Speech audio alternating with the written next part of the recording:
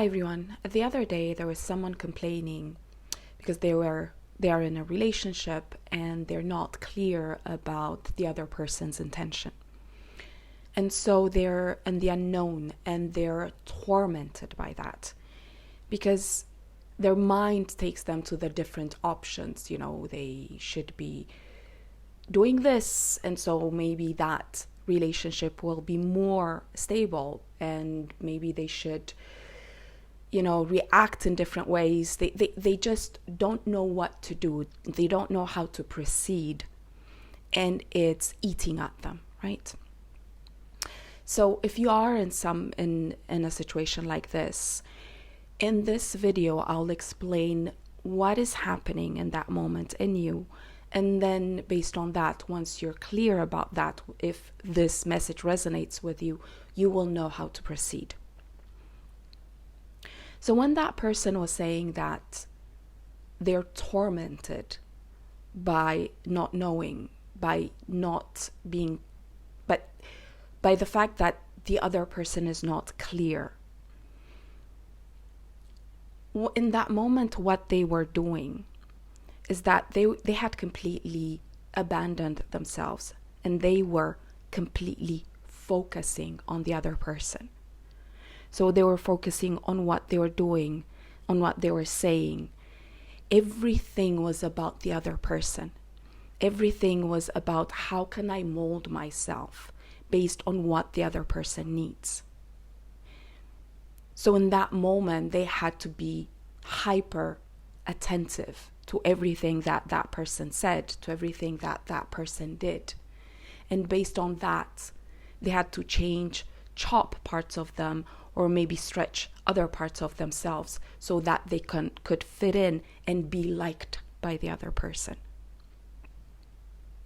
And so this brings in this feeling of instability, a feeling of like you're walking on air. There's nothing solid to walk on. And it's very destabilizing. And of course, it adds to that feeling of unsafety, of fear. And it adds also to the feeling of loneliness in that moment. Because you're all alone. You don't know what to do. The other person is not there with you. And you're doing everything you can to have that other person with you. But you're never enough. It's never enough. And in that moment, you're focusing on them, and you just went into the worst fear. Because the worst fear is that the fear of rejection, of abandonment. That's why there is that hyper attentiveness, that hyper vigilance, right? Or so you're so focused, that hyper focus on the other person. You're afraid that you'll be abandoned. So you're doing everything possible to make yourself fit into the other person's life. Mold yourself into them, right? But if you look at it in that moment, if you go back to yourself, you're living your worst fear because you just abandoned yourself. And by being the way you're being, you're not even asking them to be with you because you're not even worthy of that. And that's how it feels in the moment, right? And to add to this, there's also that feeling where you feel destabilized because you're not in your body, you're not in yourself. That's not where you start from. You are walking on air, right? There's nothing to stand on because you can't stand on yourself. Because what you are believing in that moment is that you can't believe yourself. You can't stand on your needs and wants, right? You can't stand on something, on being just yourself and showing up as you are and seeing whether that person will accept you. That is something that doesn't even cross your mind. And that's why there's this feeling of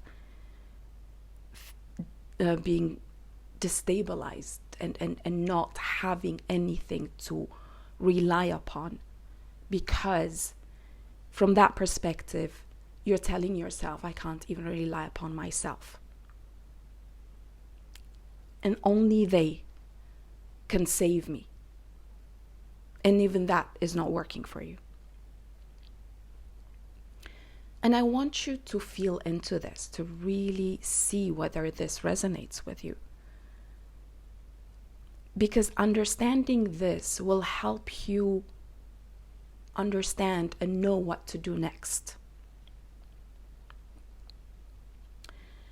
Because if you know that your fear is to be abandoned, not to be accepted by the other, not to be taken in by the other, by you doing that to yourself, you're not going the right way, right?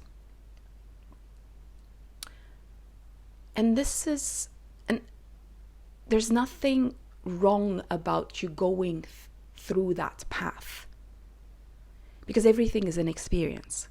And in that moment, by going through it, by understanding what is happening inside of you, by seeing the decisions that you're making, the limiting beliefs that you have that are causing so much suffering in you, you now can start walking on solid ground. Because now you can use that experience as a stepping stone towards what you want. And it is your stepping stone. It is your experience, right? So it's going to feel very solid, because now you know, every part of you knows what these type of decisions,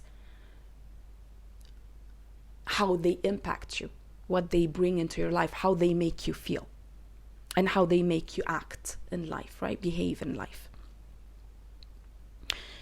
And they're also showing you your values, right? Because you can see that you, in that moment, by molding yourself to other people's needs and wants, is causing a lot of suffering. And maybe this is bringing you back and showing you how you are valuable, how being in you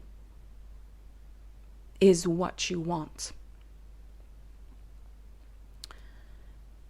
And so this experience becomes a stepping stone. This experience becomes the first solidity that you will find.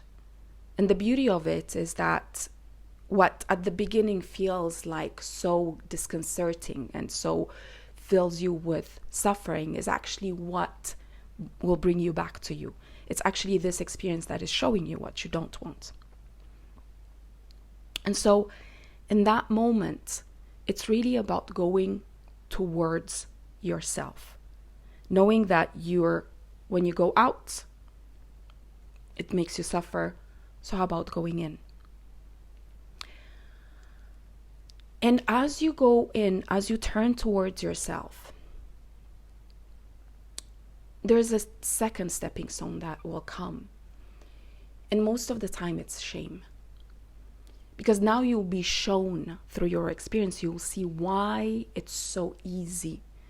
It's so, by default, you used to focus on other people. You used to put your attention on them, and you thought that they were solid and not you. Because in that moment, that shame will show you that maybe you have learned not to trust yourself.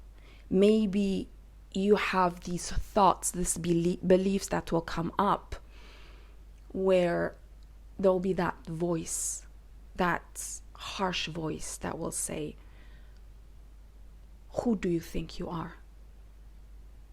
You can't trust yourself. You see, these are the voices of shame that come up, because shame is about self-loathing. Shame is about saying, this is who I am, and it's not enough. I have to be this way.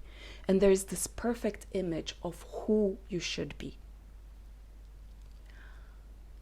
And that keeps you away from yourself. That keeps you from being in you and focusing on the other, because you're not good enough, right?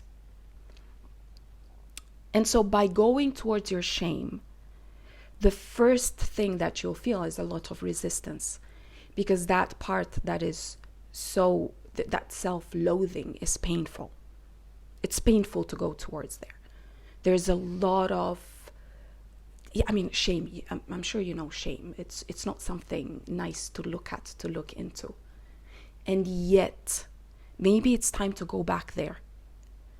And because what shame needs to thrive is for you to look the other way. Shame thrives in isolation. But when you look at it, when you start talking about it, when it comes out, shame goes away, like in a second. Shame thrives only in isolation. So when you go towards it in that moment, even if the first few minutes it will not feel good, but what will happen is that it will dissolve.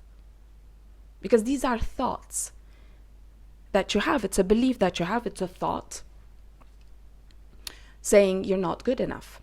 Okay, then question it. Feel into it. Let it go through you. Ask yourself, is it true?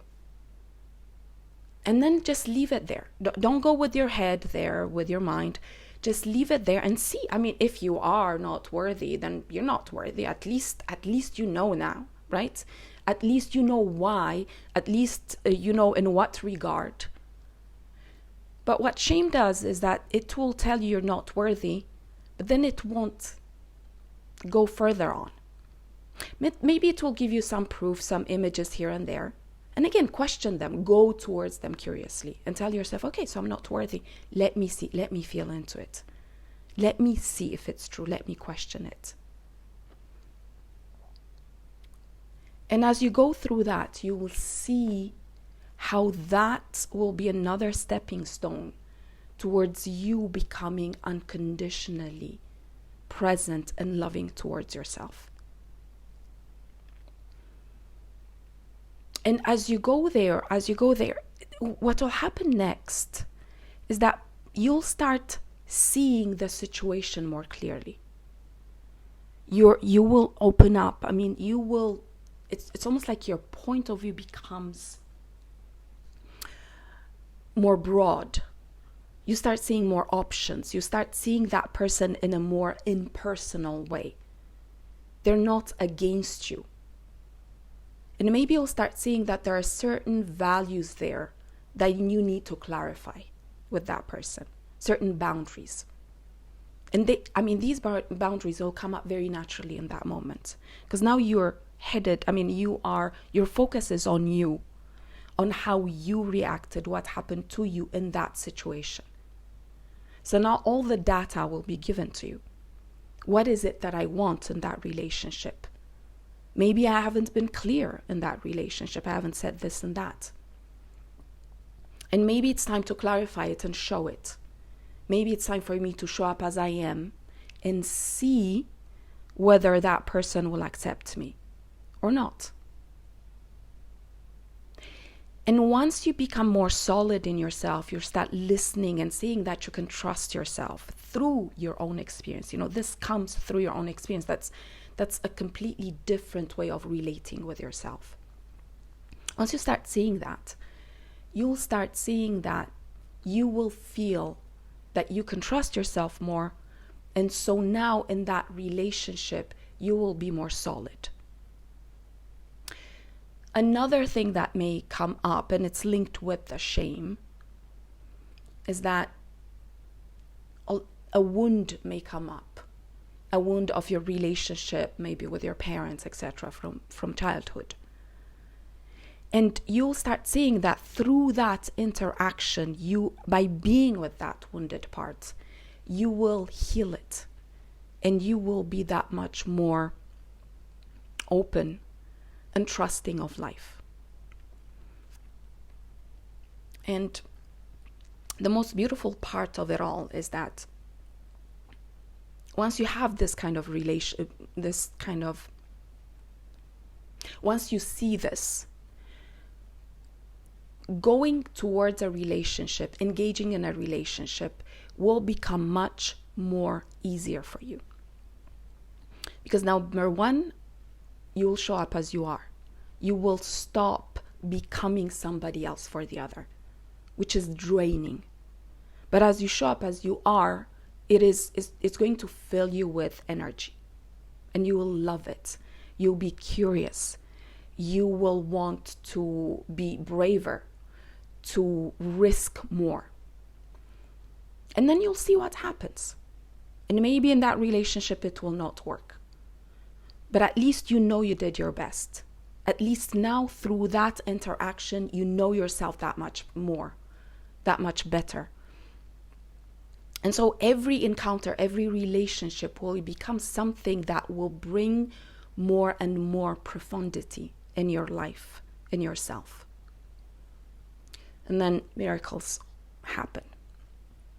So I hope, let me stop it here because I could go on for hours.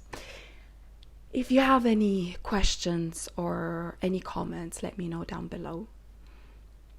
If you're going through this, through the torment of not knowing, and you feel very destabilized, you can always come to me and book a one-to-one session.